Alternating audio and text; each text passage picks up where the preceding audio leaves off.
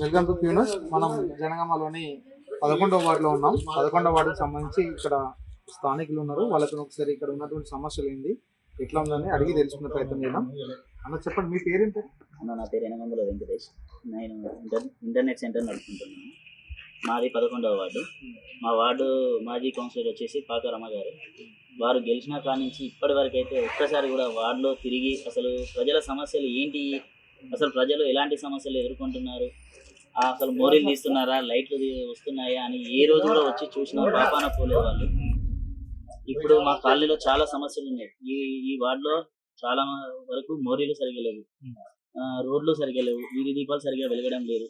ఎన్నిసార్లు పోయి అడిగినా కూడా వాళ్ళు కనీసం వచ్చి చేద్దాం చూద్దాం అని కూడా చెప్పలేదు, ఈ రోజు కూడా చెప్పలేదు. కాబట్టి ఈసారి మాత్రం నేను ఒకవేళ మళ్ళీ కనుక ప్రజెంట్ ఉన్న మాజీ కౌన్సిలర్ నిలబడతా మీరు ఓట్లు వేస్తారా? లేదన్న, ఎవరు కూడా వేయరు. నేనే కాదు, ఎవరు కూడా వేయరు.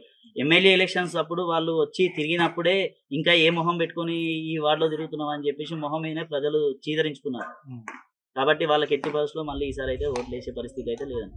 ఓకే, ఇప్పుడు ప్రజెంట్ ఉన్న పరిస్థితులలో ఆమె కాకుండా ఎవరైనా డబ్బులు ఇస్తే ఓటేస్తారా, లేకుంటే ఎట్లాంటి వ్యక్తులకు ఓటేయాలనుకుంటున్నారు? బీఆర్ఎస్ ఎవరు నిలబడ్డా కూడా ఈసారి వేసే పరిస్థితి లేదు. ఎందుకంటే వాళ్ళ అధికారంలో లేదు, సెంట్రల్లో లేరు, స్టేట్లో లేరు. వాళ్ళకి ఇచ్చినా కూడా ఇలాంటి వాళ్ళ అధికారంలో ఉన్నప్పుడే ఇలాంటి పనులు చేయలేదు లాస్ట్ గడిచిన 5 ఏళ్లలో. ఇప్పుడు అధికారంలో లేని పార్టీకి ఓటేసి వాళ్ళకు ఇచ్చే 5 ఏళ్ళు మరో 5 ఏళ్ళు మేమైతే చెడగొట్టుకోవాలనుకుంటలేదు కాలనీ.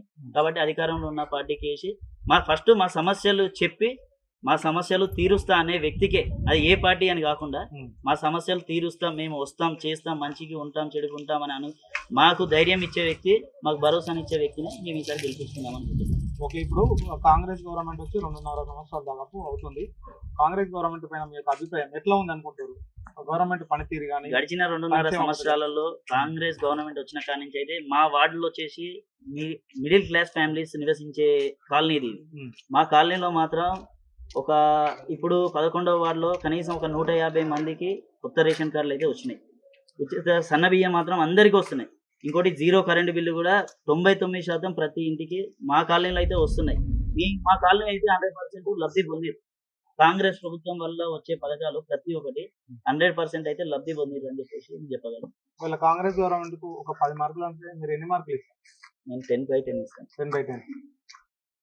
ఓకే, ప్రజెంట్ మనం 11వ వార్డుకి సంబంధించి ఇక్కడ స్థానికులు చెప్తున్న విషయం ఏంటంటే, మాజీ కార్పొరేటర్ ఎవరైతే ఉన్నారో కనీసం ప్రజల సమస్యలు పట్టించుకోకుండా స్థానికంగా ఉన్నటువంటి డ్రైనేజ్ కానీ, వాటర్ కానీ, రోడ్లు కానీ, విద్యుత్ దీపాలు కానీ సమస్యలు పట్టించి కనీసం ఓట్లు వచ్చినప్పుడు ఓటు అడిగి వేయించుకున్నారు తప్ప ప్రజల సమస్యలు పట్టించుకోలేదు. ఈ రోజు కూడా మా దగ్గరికి వచ్చి మా సమస్యలు ఏంటంటే అడగలేదు. కాబట్టి మేము ఎవరైతే మాకు పనిచేస్తారో, ఎవరైతే మాకు న్యాయం చేస్తారో వారికి మాత్రమే ఓటేస్తాం. కానీ కాంగ్రెస్ గవర్నమెంట్ అయితే వచ్చి దాదాపు 2.5 సంవత్సరాలు గడుస్తుంది కదా.